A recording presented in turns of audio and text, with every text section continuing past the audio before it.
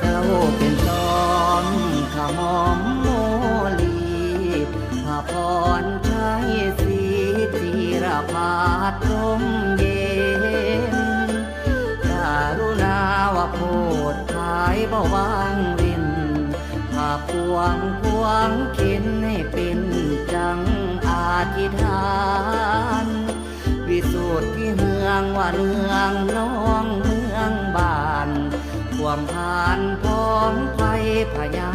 ตายโลคาสมสิยองสองสาพระบุญญาโนนิ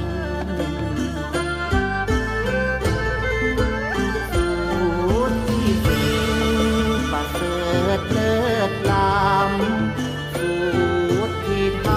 ำพระคุณก็เกืออันว่าสีสุมงคลโอบเกือผู้เมื่อบ่ไหลลาพระเมตตาปานี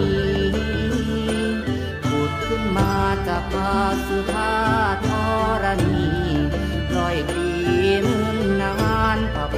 ธิญาณบ่ยานย้อนประดิษฐานกำบอน